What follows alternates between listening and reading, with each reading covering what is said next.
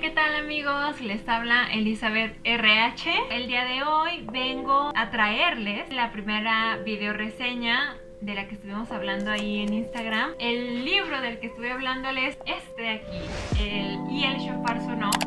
Es un libro de Francine Rivers. Hoy vamos a estar hablando de este libro, nuevamente reiterar ciertas cosas que ya habíamos comprobado de Francine Rivers y que con este libro quedan más claras, y además de un tema que a muchos cristianos no les gusta hablar y quieren sacarle así como que la vueltita, o simplemente están cegados por este tema, los falsos líderes en el cristianismo, pero no cualquier cristianismo, el cristianismo protestante.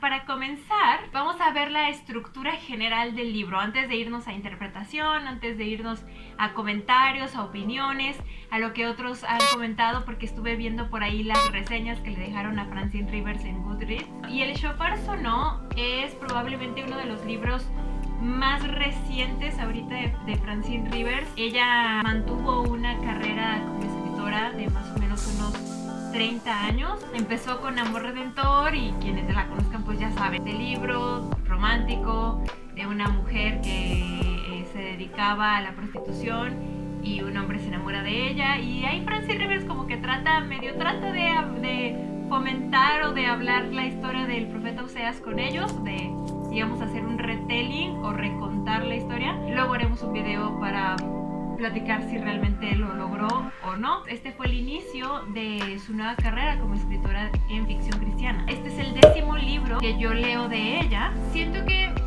ya puedo más o menos sondear o ver generalidades y repeticiones en la escritura de Francine Rivers. Bien, hubo como la idea de hacer un tallercito donde pudiéramos analizar juntos, a los lectores que les gusta Francine Rivers, analizar juntos la escritura, el tipo de escritura de Francine Rivers. Sigo orando y meditando en eso, pero por el momento enfoquémonos en El Shofar sonó. Francine Rivers no es una autora que saque libros cada año. Entre libro y libro tendía a tomarse un espacio de tiempo, lo cual me habla de que es una autora que cuando escribe un libro hay una intención específica, hay un mensaje específico, no es nada más sacar por sacar o porque tenga compromisos con la editorial. Esto me parece muy importante a la hora de buscar autores, que realmente veas que hay un proceso de escritura, de planificación, pero también de reflexión. El Shofar sonó a grandes rasgos. Vamos a hablar de la historia como tal. En el método formal se conoce como tiempo o estructura del relato. Empieza hablándote de una pequeña iglesia en Estados Unidos. En los 50 estuvo como mucho auge, muchas personas presentes. Poco a poco se fue quedando sin gente. Ya solo están los fundadores, los más ancianos. El pastor es un hombre ya muy viejo y de hecho ya está enfermo. No quieren que la iglesia desaparezca, así que hay que buscar a un nuevo pastor. Y ese pastor es uno de los protagonistas de la historia, que es Pablo, un hombre joven, 30 y tantos, acaba de salir de seminario, digamos que está listo para poder liderar una iglesia, o su sueño, después vamos a ver por qué. Está casado con una mujer que se llama Eunice, también vamos a ver como protagonista. Tienen un hijo más o menos como de unos 2 años que se llama Timoteo. Los nombres son muy importantes, y al principio todo es la historia de un nuevo pastor que tiene grandes deseos por servir a Dios, salido de un seminario, y aparte es hijo de un pastor, pero no de cualquier pastor, pastor de una mega iglesia. Ya se imaginarán las expectativas que Pablo tiene en sí mismo sobre la iglesia que quiere forjar. Tiene en sus manos, o tiene delante de él, una pequeña iglesia con apenas 30 miembros y la mayoría ya pues muy ancianitos, pero él no quiere quedarse con esos. Entonces él empieza a organizarse, a hacer muchas actividades muy llamativas, a visitar a gente, no para visitar y ver sus necesidades, sino para propiciar que lleguen al sermón y engancharlos. Pasan muchos años. Esto también es parte de la escritura de Francine Rivers. Ella no escribe historias de 1 año, de 3 años. Ella hace lapsos de tiempo muy largos, y en esta historia más o menos pasarán, yo pienso que unos 18 años posiblemente, desde el inicio hasta el final. La problemática que se suscita en este libro creo que es obvia. El pastor, que al principio parecía bien intencionado, se transforma en un líder de una iglesia muy grande. Él está totalmente orgulloso de sus acciones, pero atrás del telón su vida familiar es un caos. Pasan muchas cosas que a mucha gente en las críticas que vi del libro les dio mucho coraje ver. Realmente te muestra una doble vida. En cuanto a la narración, Francine Rivers solo escribe narrador extradigético o el típico narrador en tercera persona omnisciente. A mí en lo personal me gusta mucho este narrador porque te permite hacer muchas cosas, justamente como lo que hace Francine Rivers. Puede manejar muchos puntos de vista con un narrador omnisciente. Puedes ver 3 puntos de vista aquí: el de Pablo, el de su esposa Eunice y el de otro personaje que se llama Esteban. Este personaje es como una historia a un lado, podría parecernos secundaria, pero no lo es. Es un hombre recién, digamos, salido de un centro de rehabilitación con un problema muy severo de alcoholismo. Él tiene un concepto del evangelio que, digamos, es su pura expresión, y es el tema de un ser caído, que es el humano, en este caso él, y cómo Cristo viene a levantarnos, a limpiarnos y a ayudarnos, no mágicamente, sino en un proceso constante. 3 puntos de vista principales. Por ahí también vemos el del primer anciano que llamó a Pablo a la iglesia, se llama Samuel. El tiempo es continuo. Francine Rivers no hace anacronías, esto es parte de su estilo. El shofar sonó. El título tiene guiños. Podré yo tener mis opiniones en cuanto a su estilo de novelas románticas, pero Francine Rivers realmente es una muy buena autora. Desde el título ya te está dando la idea de pon mucha atención con los conceptos, pon mucha atención con los nombres, pon mucha atención con las situaciones, porque probablemente son simbolismos de algo que está pasando en la actualidad.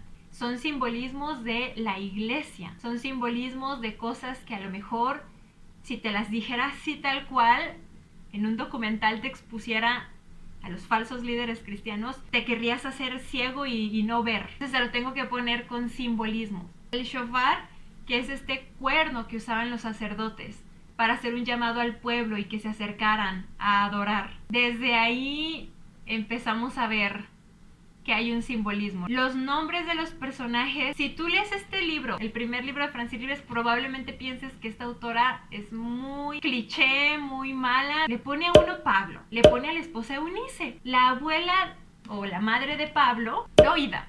Tienen un hijo que se llama Timoteo. Hay un fulano que se llama Esteban. O sea, nada más falta que llegara un fulano llamado Lucas y acabamos de cerrar todo, ¿no? Si has leído otros libros de Francine Rivers y has visto que ella no hace esto, hay una razón tras esto. Vemos a un Pablo muy comprometido con su iglesia, pero haciendo cosas que tal vez no vienen de la mano de Dios. Algunos pueden decir, bueno, sí, pero es que ella está hablando del Pablo anterior, del Saulo, y que perseguía cristianos y hacía cosas en contra de Cristo, pensando que estaba bien. Está hablando de ese Pablo. En mi opinión, no. Está hablando del concepto paulino que tenemos hoy en día. Tomar a un hombre solamente de la Biblia y olvidarnos del resto de la Biblia y solo tomar a este hombre y lo que piensa acerca de Dios y decir, esto es el cristianismo. Después vemos al lado a Esteban. Todos sabemos quién mató a Esteban en el libro de Hechos. Creo que Francine Rivers manejó de forma muy interesante las dos historias, de forma que van juntas. Tú estás viendo el proceso que va teniendo Esteban. Él empieza a ver estos detalles de que lo que ve en el púlpito no es congruente con la vida de este Pablo. Por ahí Esteban tendrá que tomar una decisión muy importante. Francine Rivers está tratando de dar mensaje conciso a la iglesia moderna, especialmente a la estadounidense. Creo que las descripciones que hace Francine Rivers le competen totalmente a la iglesia en Estados Unidos. Quizás en Latinoamérica estamos apenas recibiendo esta influencia de las grandes iglesias y este concepto de que entre más grande sea un templo y entre más lleno esté de gente, entonces quiere decir que Dios está presente ahí, que el pastor y los líderes son personas muy entregadas a Dios. Y esta es la apariencia que siempre uno tiene y siempre quieres absorber. Pero luego empiezas a ver la vida de estas personas cuando se bajan del púlpito, cuando ya no están escribiendo sus libros, y empiezas a ver cosas que dices, distan totalmente de la imagen de servicio que Cristo vino a darnos. Leerlo en un libro de Francine Rivers, que a Francine Rivers estamos acostumbrados a verla con libros románticos. De pronto Francine Rivers te arroja esto, es como decir, wow, Francine, ¿qué te pasó? O sea, ¿qué viste? ¿Qué viviste para que te quisieras aventar este libro? De las críticas que leí en Goodreads, a mucha gente no le gustó este libro. Chicas que están acostumbradas a solo leer a Francine Rivers con historias románticas, y también muchos cristianos que si tú les compartes que así como se critica mucho a sacerdotes de otras denominaciones judeocristianas y ellos están como siempre bien puestos a decir sí, son falsos líderes, cuando tú les dices, oye, también en el protestantismo, en la iglesia evangélica, también hay de eso, también hay personas que dicen ser cristianas y no lo son. Luego dicen que no es verdad, como si el protestantismo fuera la iglesia de Cristo. Ya me estoy preparando para perder gente que me sigue. Tal vez es un postulado que tengo que decir tarde o temprano, pero yo francamente no creo que la iglesia protestante sea la iglesia de Cristo. Y con este libro lo termino de confirmar, creo que Francine Rivers tampoco lo cree. Hay una escena, les comentaba que el papá del pastor Pablo es también un pastor de una super mega iglesia, hasta tiene un show en televisión y tiene muchos libros. Hay una confrontación de si este hombre, este pastor, con una mega iglesia, con un montón de libros escritos, con muchos reconocimientos de parte del presidente de Estados Unidos y del gobernador de California, si realmente este hombre era cristiano, si tenía salvación en su alma. Hay un choque porque el hijo se enoja mucho a la persona que le cuestiona esto y le dice, ¿cómo puedes pensar eso después de todo lo que hizo, de todas las almas que trajo para Cristo? Y la persona que le comentó esto dice, tu padre no trajo a nadie a Cristo. Eso es un trabajo del Espíritu Santo. Ese es un trabajo de Cristo mismo.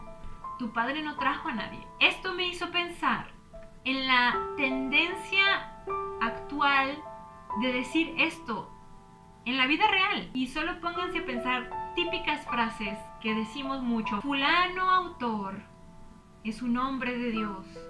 Ha traído a tantos a los pies de Cristo. Fulano autor, fulano pastor es un verdadero hombre de Dios porque miren todas las cosas que ha hecho para Cristo. Y de su vida familiar, de su vida interna, de su vida real, de cómo será él como esposo, como padre.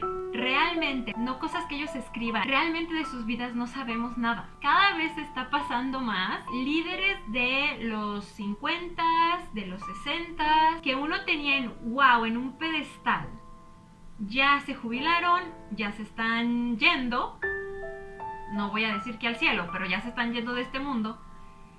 Y empiezan a aflorar un montón de cosas de si este líder, este escritor, este pastor, si escondió asuntos de abusos en su iglesia, si él no será que habrá participado en estos asuntos, si por ahí hay cosas un poco turbias de lavado de dinero, de donaciones muy extrañas a sus iglesias, a sus ministerios. Y siempre hay un patrón con líderes de muy alta estima cuyas vidas personales detrás no sabíamos nada hasta el momento de que ya no están aquí. Sus propias familias o gente alrededor empieza a sacar cosas. Hay historias de líderes actuales cristianos a los que han ido destapando y que te deja un sabor de boca amargo, pero también el entendimiento de que todo esto, el evangelio, la salvación, la gracia, todo viene por el Señor y el evangelio va a seguir perdurando. La iglesia no es solo una persona exponiendo un tema,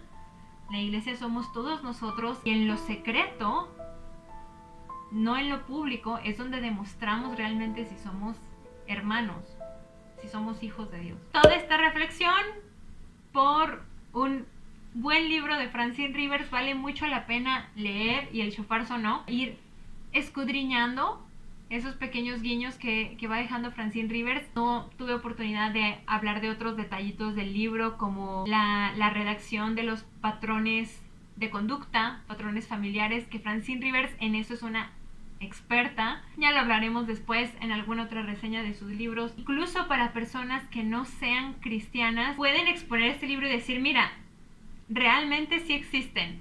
Y hay como esta admisión, decir, sí, yo sé que sí existen, no me gusta que existan y oro para que el Señor primero me haga a mí un verdadero siervo y segundo, que me ayude a identificar a personas que no lo son y poder exponerlas para cuidar justamente de mis otros hermanos. Por ahí algunos de ustedes me dijeron que ya lo habían leído. Díganme qué les pareció el libro, se les hizo aburrido, porque mucha gente por ahí comentaba que el libro era como muy tedioso. Les leo en los comentarios, por favor escríbanme. Próximamente estaremos hablando de más libros y ahí hay todavía más libros para leer. Les agradezco mucho a las personas que dijeron, haz una video reseña, no solo lo dejes en escrito. Los invito a suscribirse al canal porque tenemos más reseñas, más cápsulas de Verde Corazón. Próximamente tips de escritura también y de lectura para los que están ahí batallándole un poco con la lectura.